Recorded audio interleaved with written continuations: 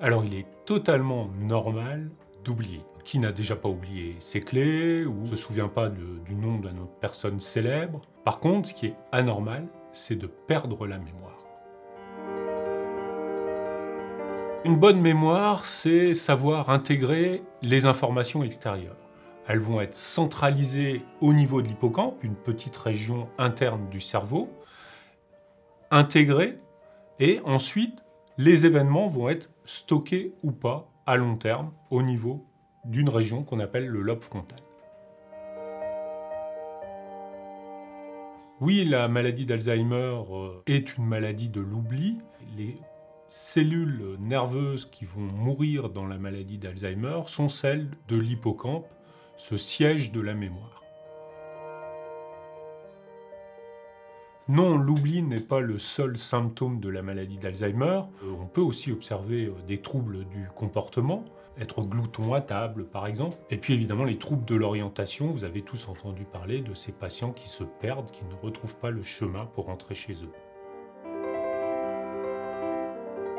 En fait, on va voir deux grands types de lésions, des dépôts d'un peptide amyloïde et une mort neuronale.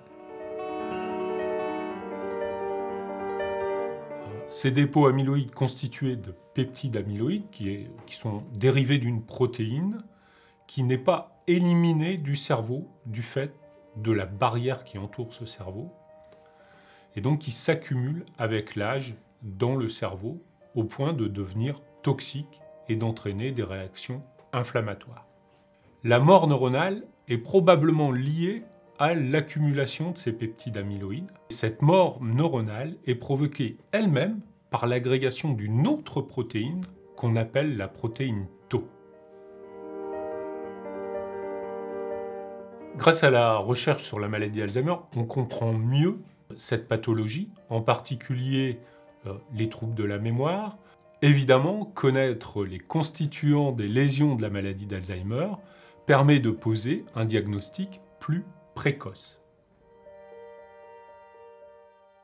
Pour ma part, ça fait 30 ans que je travaille sur cette maladie et j'ai eu la chance de voir l'explosion de nouveautés dans la maladie, une amélioration du diagnostic, mais aussi du soin. Le projet de recherche que nous développons avec la FRM s'intéresse en particulier à la fabrication de ces protéines Tau quand elles sont en présence de cette pathologie, de ces dépôts amyloïdes.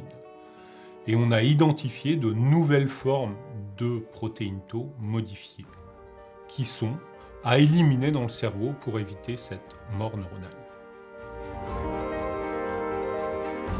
En tant que chercheur, je suis confiant dans la lutte contre la maladie d'Alzheimer. Il y a eu énormément de progrès, aussi bien au niveau diagnostique que thérapeutique, grâce à la recherche. Et cette recherche doit continuer d'être soutenue pour arriver maintenant à un médicament contre la maladie d'Alzheimer.